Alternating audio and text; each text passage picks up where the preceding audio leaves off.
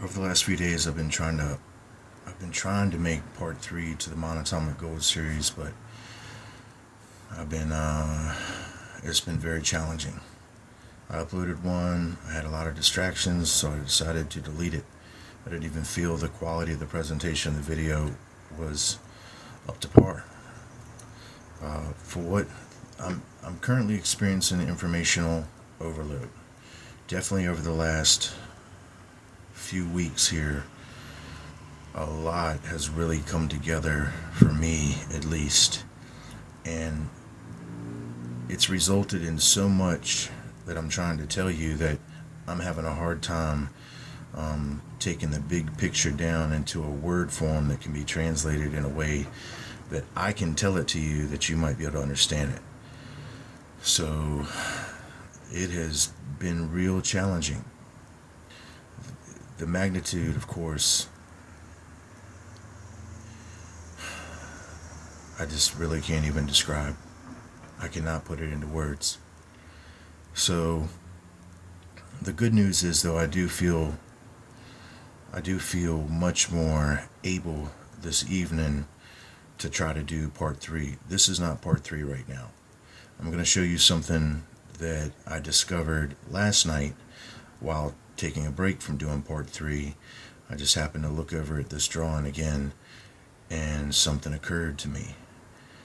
So I want to kind of show y'all the way the spirit works for me. And many of you know that the drawings that I show you here on this channel are all from my late teens, early 20s, some 20 some years ago, and they're all as accurate as all get out. Freaky accurate. Freaky. And it puts a lot of pressure, just to be honest, it puts a lot of pressure on me, knowing that I am really, really supposed to be sharing all this. And, of course, I get an incredible amount of flack. I expect that. That's really no issue. But for me, it's very challenging. It's very challenging. So let me just share something with you guys to kind of show you a little bit about what my world is like. Because you really have to imagine that I'm really having this as a real experience. And so few people, really no one, there's no one personally that I can actually talk to that understands this in my life personally. No one. If it was not for the spirit that does comfort me, I would be absolutely, totally alone in this. And it's pretty tough, at least in the sense to where I could be all woe is me about it and really have a legitimate reason to, but I'm not going to. And I don't want to say that it is tough. I'm just trying to say, in a sense, it's challenging for me. I don't think that I'm as intelligently qualified as I probably should be. I'm not as patient as I should be. I'm not a lot of things, personally. So I really do go through it. I really am going through it. And I want to share, in a sense, the magnitude of some of the things that I go through, and this will be confirmation. And this will be so accurate, it'll show you something that in some ways just might be hard to believe. And I would probably have a hard time believing it if it wasn't happening to me. I got family that watch my videos, more and more, slowly but surely, of my family and my cousins and nephews, nieces, what have you, aunties, uncles, are watching these vids, and I'm glad. I really am. Absorb as much of this as you can, and I know that some of this is just difficult to understand. All right, let me show you how it works for me. This is going to be so this is like going to be it's going to be so incredibly accurately right, but you're going to see that it's almost right in transit. It's going to be a thing that's right that is actually it's in action. It's going to progress.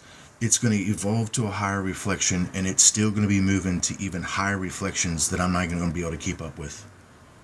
And it's been like that, if that makes any sense to you. It's like the Spirit of Truth thing has a velocity that I have to work up to in a sense catch up to it, to where I'm able to understand the stream, you know? And then when I break down and I lose focus and I get distraught and I get all of the stuff that life delivers to you on a daily basis, I get bogged down and I lose momentum and I can't keep the velocity. So this is going to do this to us now. It's going to show us so much, and it can go so much further. I just want to share just a little bit of it with you to understand what's happening. Luke chapter 11. This is verse 33 here. 11:33. This whole chapter is one of the most amazing chapters in all of the New Testament, in my opinion. Jesus Christ is describing something that connects perfectly to Zechariah 11:17, and at the same time Zechariah chapter 4, and that precedes Zach 5, where they're going to that land of Shinar after that destruction, that judgment, that flying roll. We've already looked into this before here. Let me just briefly read it, and I want to talk a little bit about it, and then I'm going to show you how Jesus works and how he's worked in my life to reassure me and to comfort me continually, and to let me know and to allow me to reflect that I'm on the right path, and that what I'm telling you by this inspiration, what I call seeing, is right and true.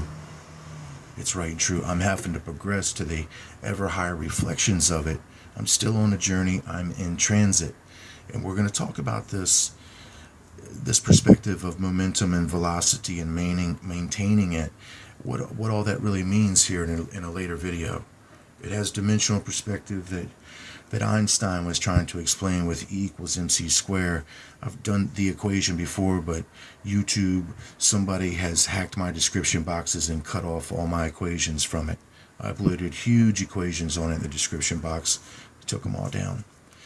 So anyway, no man, when he hath lighted a candle, putteth it in a secret place, neither under a bushel, but on a candlestick, that they which come in may see the light.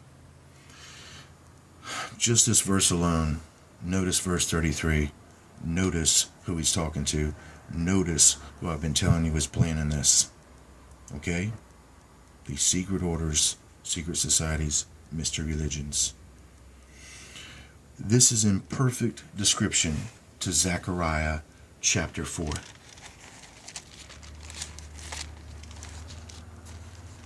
And he's talking about the fallen prince of this world.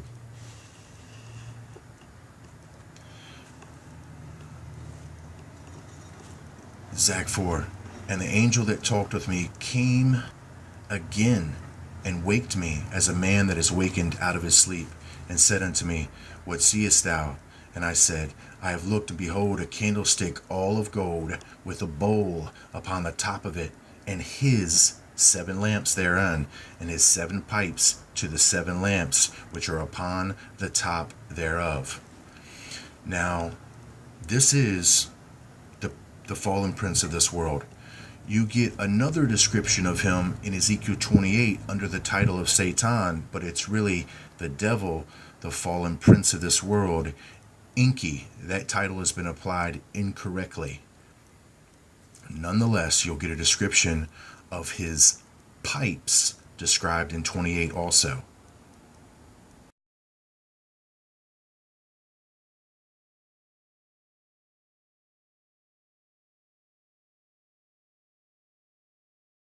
So, as it says, behold a candlestick all of gold.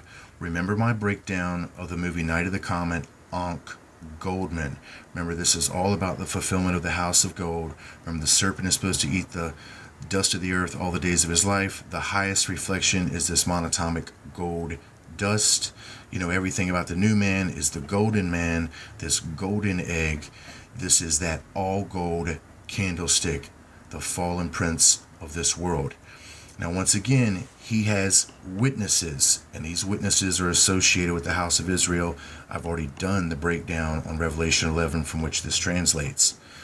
Now, I want you to see this very peculiar character called Zerubbabel, because this is going to be pretty interesting. It's going to prove who this God is by who he has working for him. And then you'll see the reflection of Mystery Babylon in the end times, as I quoted Rev 12, the woman being false Israel, Mystery Babylon.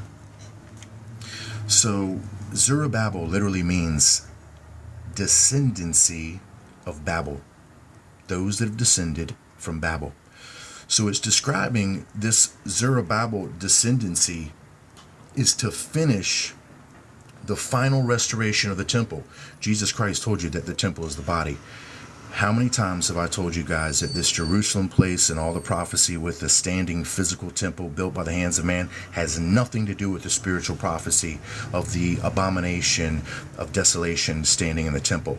That is, Enki, when he fulfills himself in material form, Jesus Christ will tell you what the temple is. It is the body. Stop looking to that physical Jerusalem. That's the psyops, material, darkened fact prophecy they're fulfilling to keep you away from understanding the spiritual revelation of it all. Spirit of Truth's got major velocity.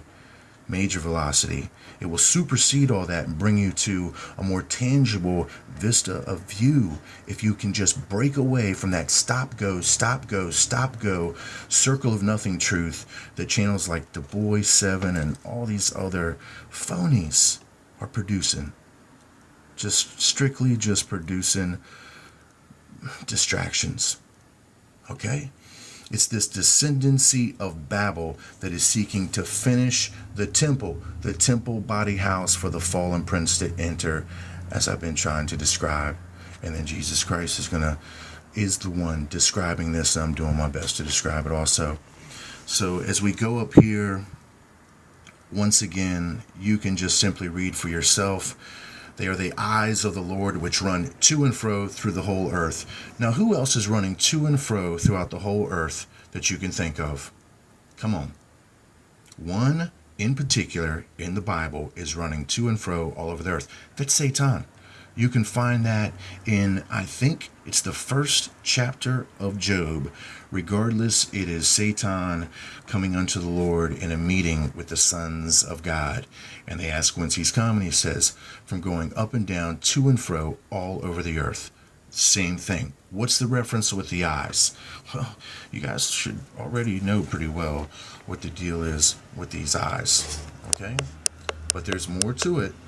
There's always more to it, and it just takes time to translate all this into words, even though it's still one thing, guys. Reading down here, verse 11, then answered I and said unto him, what are these two olive trees upon the right side of the candlestick and upon the left side of the candlestick? All right, just so you know what I'm about to get at here, and in such an incredible precision that only an infinite spirit could put all this together for a person like me to share with you.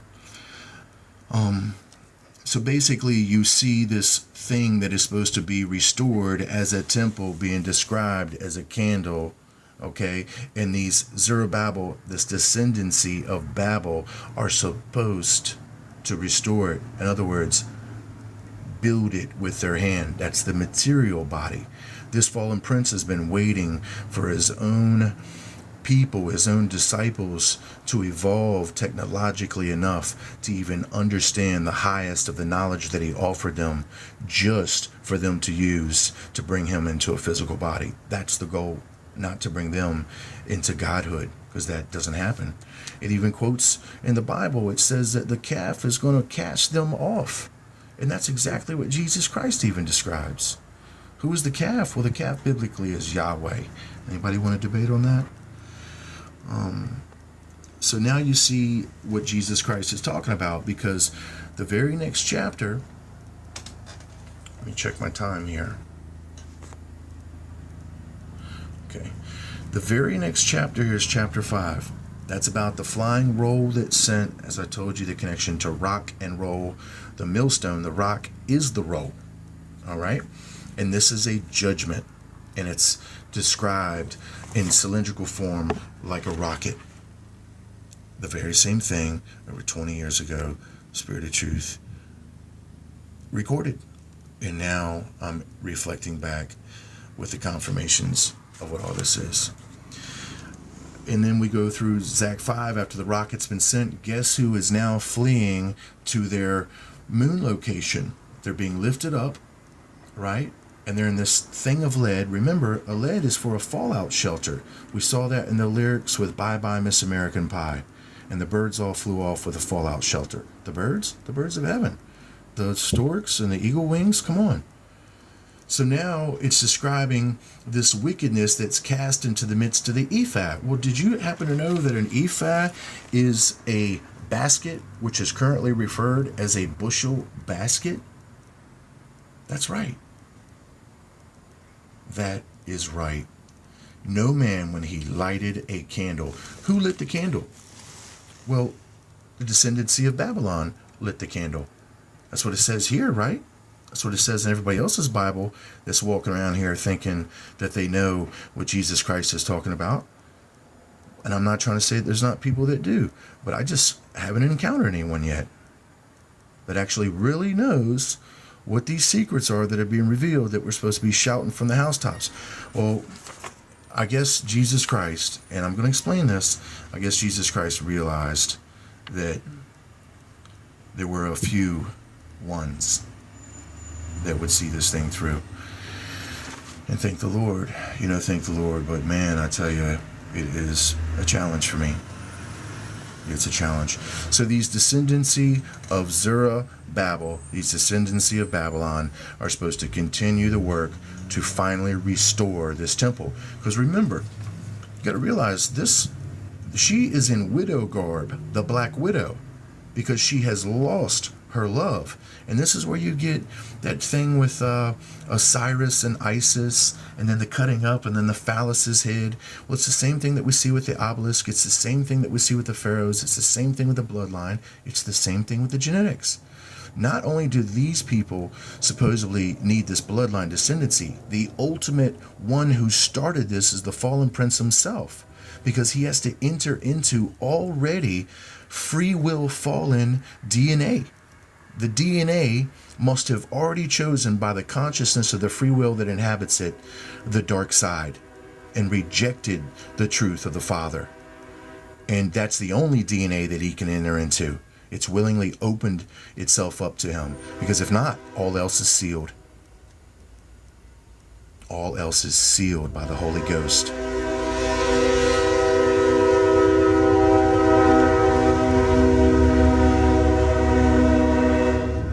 What does Jesus say? The only sin that cannot be forgiven is blasphemy of the Holy Ghost. And I told you that's what they've been doing to create the dark matter. Blasphemy of the Holy Ghost. What's the Holy Ghost? The Holy Ghost is the infinite spirit which pervades all space, all matter. So to get dark matter is something that does not absorb light or reflect light or emit light. It is the absence of light. And that's the absence of the infinite spirit, aka the Holy Spirit. That's the blasting which CERN is doing. It's the blasphemy which Jesus is talking about. That's happening in our time to produce the dark matter, which is the free-willed DNA that has been preserved from all of these ancient pharaohs in the past to one day produced into material form, a body that is already in the ancient past by its own genetic disposition fallen. Incredible. It's the only thing he could enter. He can't possess anything else otherwise. And then he couldn't just take a person of today because their genetics is not up to par for him to experience the Kundalini and the chakra and the gold, as I said. So he needs that descendancy so that his DNA,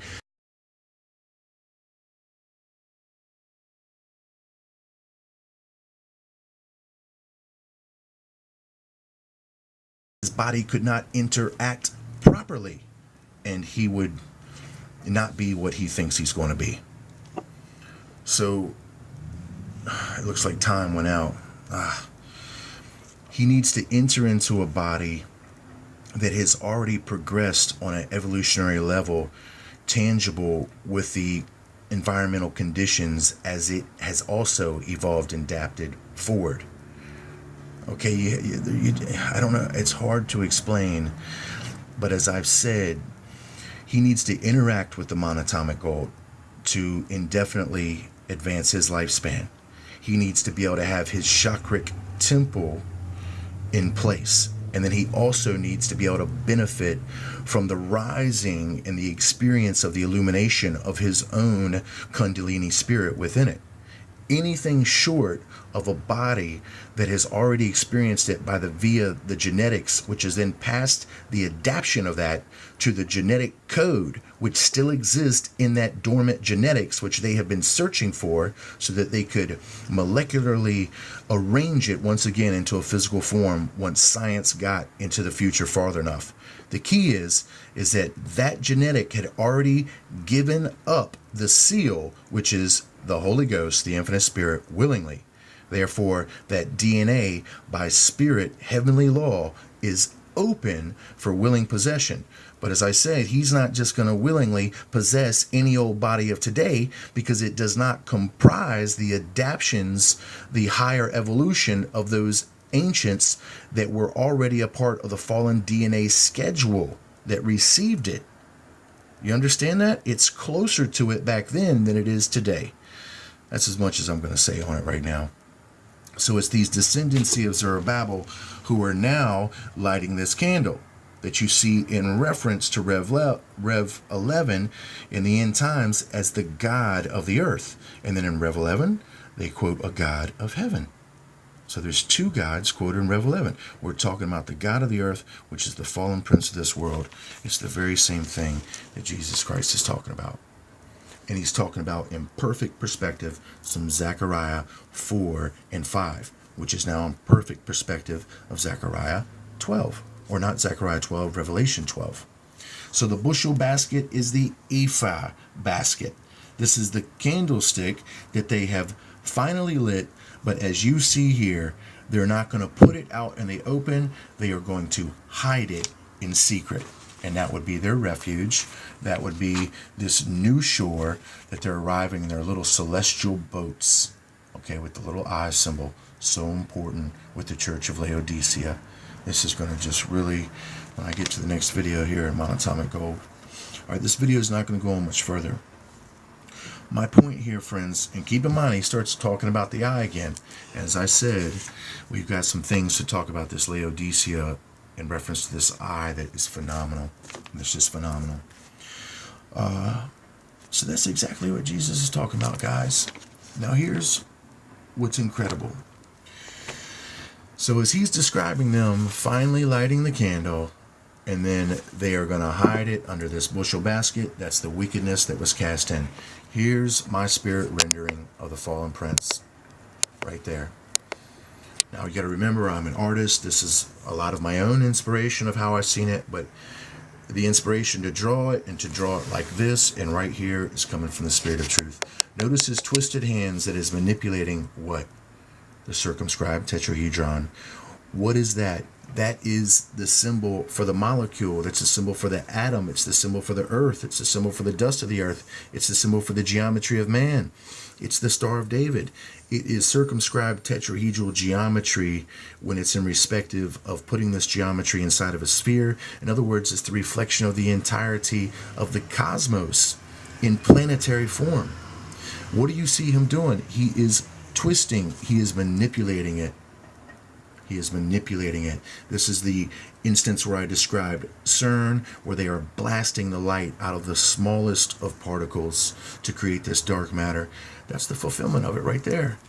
It's the serpent who has introduced this consumption, this materialism to blind the general populace, and then at the same time, he's offered just the smallest sliver of sight to his disciples through this bloodline formed in Genesis 6 from these daughters of men that succumbed to this temptation.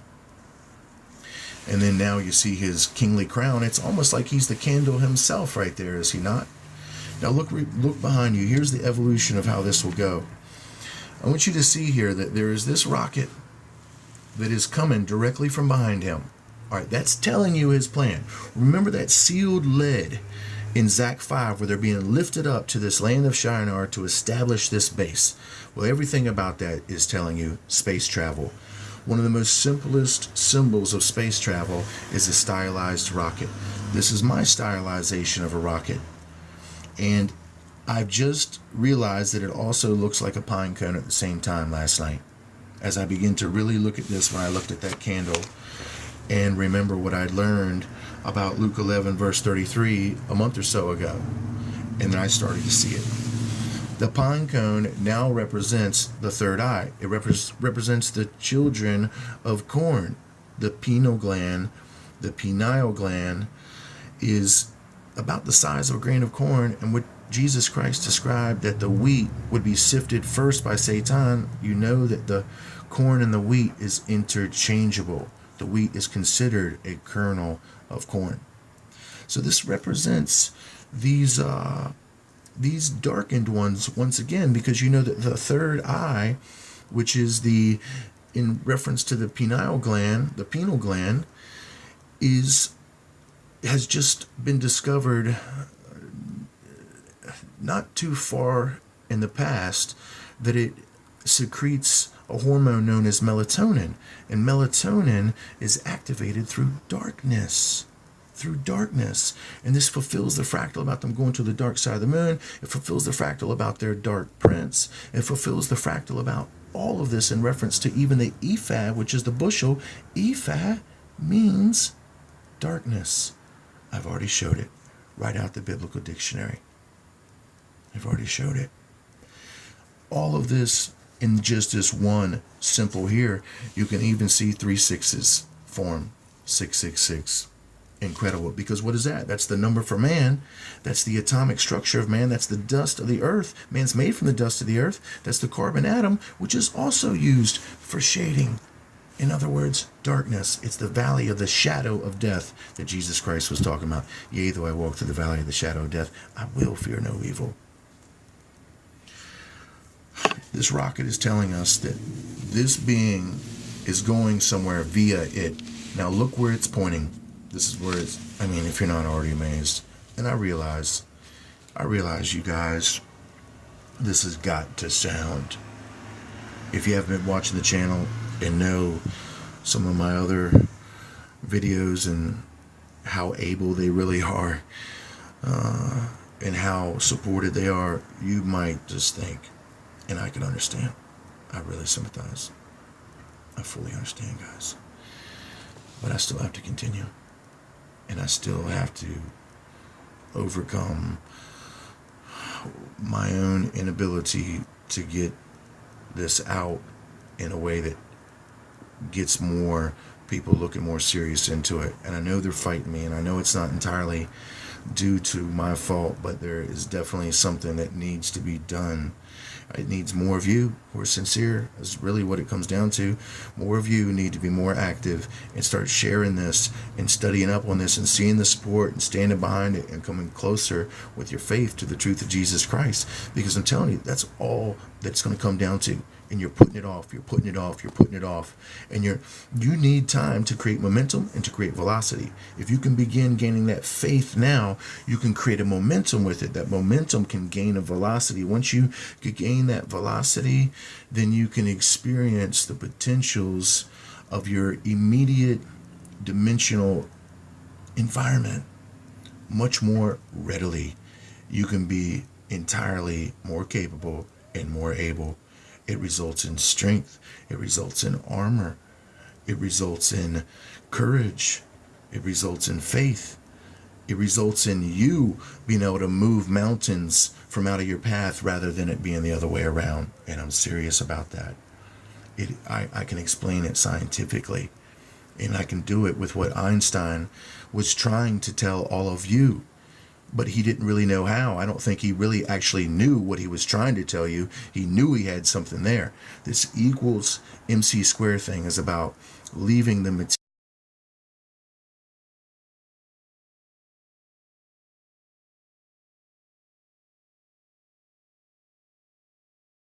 moment of now. In other words, it's almost like you can see into the future. You see things more in a rhythmic relativity into the distance rather than a linear stop-go, disconnected, fractioned reality. You know what I mean? And if you feel the rhythm here now and know that it's consistent, right and true, you can imagine that that same rhythm continues forward and progresses. So it's like seeing into the future. Anyway, I think we lost more. I'm always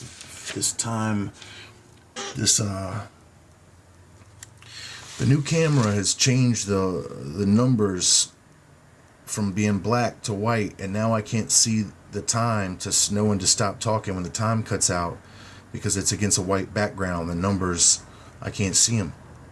So I'm losing when I'm supposed to stop. All right, guys, I'm sorry. Like I said, I'm going through it. I'm experiencing informational overload. The rocket is going this direction here. The pine cone. Those that expect to have their third eye open, the children of the corn, which is the wheat, which is truly the terror, those of terror. They are going to, they're going somewhere, but they're going to what the open door is. Okay, you got to have keys to get where they're going. Okay, you got to have the keys, which is the privilege. All right, to get there, to go there, and they've been going there. They use it as a resort. They use it as a vacation. They use it in a lot of different ways, and they've been using it. And only the most highest of the privileged have the privilege of this, and the majority of them, of their own initiates, are even kept from this understanding. They think they're going underground. So what this is telling me is that where they are leaving from on our earth is Africa. That giraffe. It might sound strange, but I'm almost pretty positive that it's going to pan out. Okay? And that we could do some research and find that out. But nonetheless,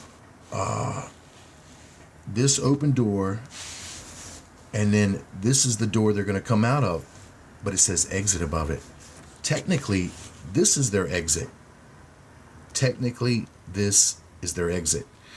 But the Spirit has told you that there is an exit that has been put here from this land for somebody else when this land experiences destruction. Notice the door has its back turned to the camel, to the G, to the Gimel, to the Gamal. We already looked at that. And then the earliest rendering of Satan in the Garden of Eden is depicted, at least in Jewish tradition, as a camel. Gamal, and that's where the letter G comes from. With Freemasonry, yes, it means God, yes, it means geometry, and it also means Gamal. It means this camel, Satan. And it's incredible when I looked up the word camel in this biblical dictionary, and like I said, it's informational overload right now. What I tell you, they're carrying water there. This is something we're going to talk about with Laodicea. It's going to fit with Laodicea perfect. And there's the camel for all that. Camel symbolizes wealth in ancient times, but we know that it symbolizes Satan by Jewish tradition. Incredible. And those who worship Satan, right? Those who are following after Satan, those who are trying to light the candle of Satan. He's seeking to be the candle in the darkness, is he not? So the door shows you this place experiences destruction, and it is an exit that is for somebody. Well, it's telling you who it is right here. 6 and 7. Look, 7 is trying to pull 6 in. The 6 is trying to push the 7 away. And the 6 is going to get pulled back in here. Now, all of this is so intense. 6 and 7 together are 13. Ephraim is the 13th tribe of Israel. It's their 13 love. It's telling you that this 13 is going to divide And that's what Jesus Christ already said, that their kingdom, they're divided amongst themselves. And once they realize that they have made some heavy duty mistakes with this guy up here, you're going to see many of them are going to want to turn the other way. And Jesus said, well, I'm the door. I'm the door. You take me, you can go through it. And as we see, this 6, as I told you, it represents the 6th sense. It represents people that have a heightened spiritual awareness, and it fits perfectly with the fractal of the expectation of what these people think by having their third eye opened. And they're pushing 7 away. Well, you know what 7 is? And from my dimensional perspective, if you've watched Eternity Explained with a sheet of paper, and that video is incredible. 2 videos, Eternity Explained with a sheet of paper. It is as real as it can be. You can't make the 7th fold in this world. The 7th fold is passing through the mortal tabernacle of death to evolve any higher, to gain any more spiritual potential. You can only go as high as what's perceived as the 6th senses. It's where you get clairvoyance, clairaudience, basically like a psychic.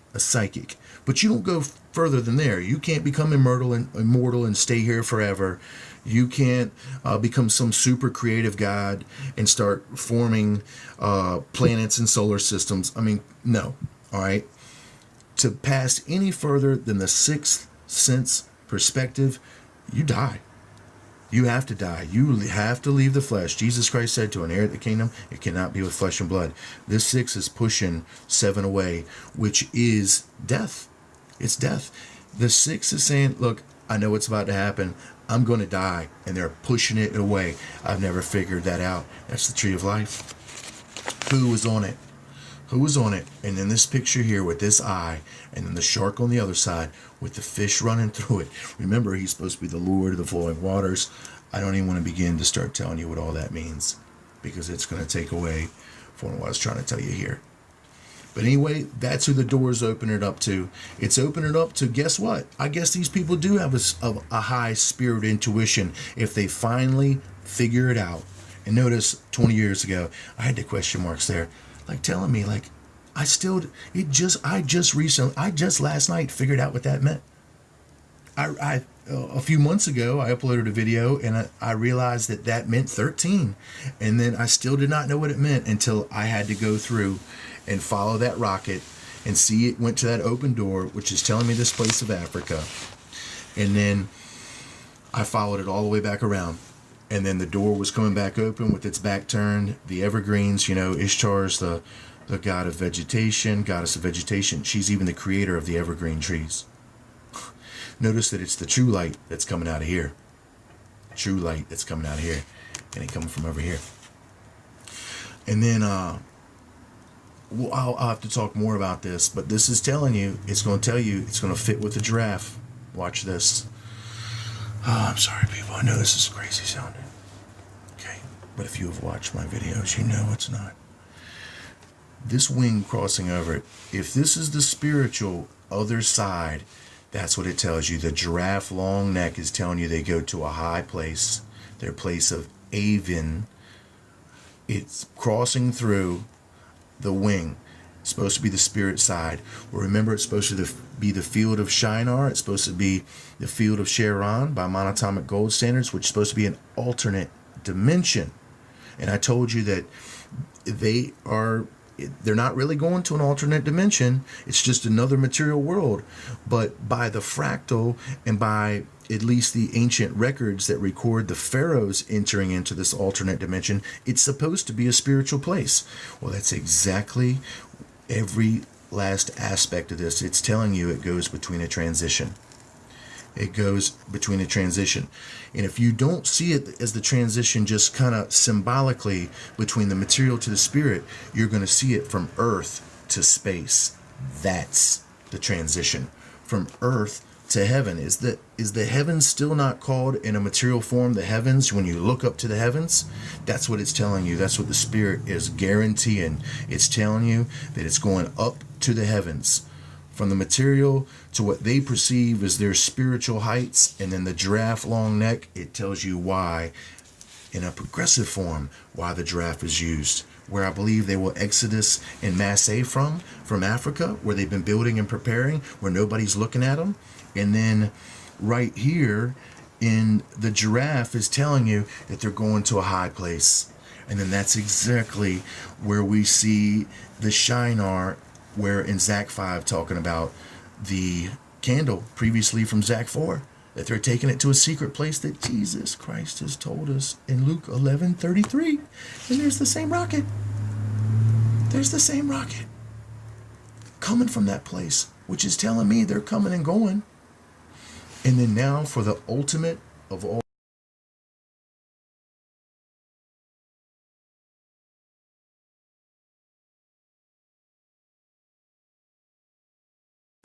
There was a time I missed it. What I said was, even look, it's the same rocket here. The same rocket. It means to me they've been coming and going. Their songs tell you they've been coming and going there. The Spirit of Truth is telling you, I'm telling you. Now here's for the ultimate of the ultimate that knocked me out of my chair. There's no other way to describe it. Knocked me out of my mind. Right there. The tetrahedron, as I said, circumscribed tetrahedral geometry is telling you the Earth. The Earth has the exact same geometry in it. Not the best drawn. That'd be the pole. Okay, right there. 19.5. All right, go read chapter 19, verse 5 in the book of Ezekiel. And we're going to be talking about sealing. As I told you, that's the seal. Okay, chapter 19 is all about sealing, and then it describes where Ishtar, ecclesiastical Babylon, has to go because the earth has been sealed. They have to go to a dry and thirsty land. That is the moon, even recorded in Ezekiel 19. Okay, which hooks back up to this geometry right here, which then incidentally hooks to 2020 vision. But we see there's something there that I've talked about before. I'm going to talk about it again.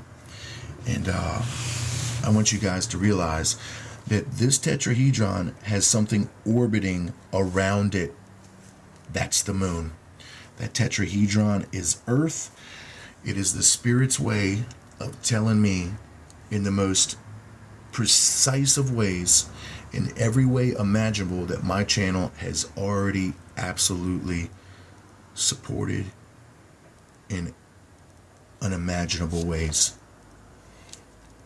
The Earth is a sphere that is being supported by tetrahedral physics, by hyperdimensional physics in real time. And to prove it, there has to be an internal upwelling of energy at the 19.5 region. An internal upwelling of energy at the 19.5 region, and it just so happens to be at every planet in the solar system and moon, including ours. And we have major Cyclopean ancient civilizations that are built at 19.5 north and south latitudes. So what you see is something orbiting around the Earth. What orbits the Earth? It's the moon. And then what? Oh my God. I just understood this now. I just understood this. What do you see trying to catch up with the moon? Because when they blast off in space, don't they rendezvous with it, like with the orbit? Don't they kind of get caught into it and fly up into it with the path of it? I don't know. Obviously, it shows you that something is here trying to make contact here with the moon. All right.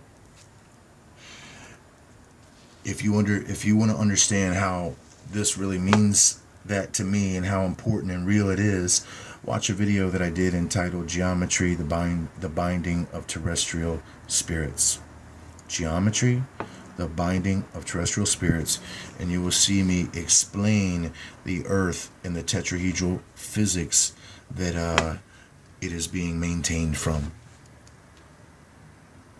This governs spiritual and material forces as they interact. As you know, it says, as above, so too below. And then, of course, you get the inter-exchange of energy from the polarity of the planet And this is where we get the workings of our magnetic field from, where it is the energy is upwelling out from the poles. So, and then creating the magnetic field that extends around our world. It's all this hyperdimensional physics that has been lost to us and basically just seen as a 2D image of the Star of David. Once it's 3D, it's hyperdimensionalized. It has 8 points.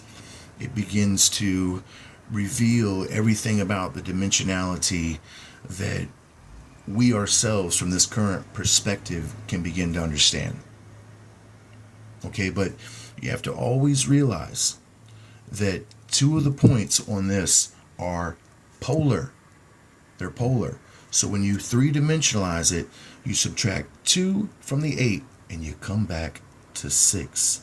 That's why I've always called it the 6th seal, regardless of the 8 points, even once it's 3-dimensionalized. Okay? Because the poles, they're relative, but they're irrelative to the actualization of the upwelling of the internal energy of the object that has been animated itself, the thing that is living. And then, I'm telling you, you have to understand something about how it's talked about where they enter into your eyes, what all this really means. All this really means. So, incredible enough, guys, Jesus Christ will absolutely reveal to you and use you if you're able to receive. And he will give to you only the amount that you're able to receive, only the amount that you're able to safely handle and process. And he does absolutely expect you to produce more with what he gives. Just like the parable of the merchant, I think he's called, that gives monies to 3 servants. And then the servants that get 10 and 5 shekels, I think, something like that, they double it. When he comes back, one's got 20 to offer now, and the other, they got 5, got 10. And then the servant that just received 1, it was so precious that he decided to just go ahead and bury it in the field. When Jesus came back, he didn't accept it. He was like, you should have produced more. To who he has, even more can be given. To he who has not, even more will be taken away. Faith, my friend, is what produced more. I'll be back.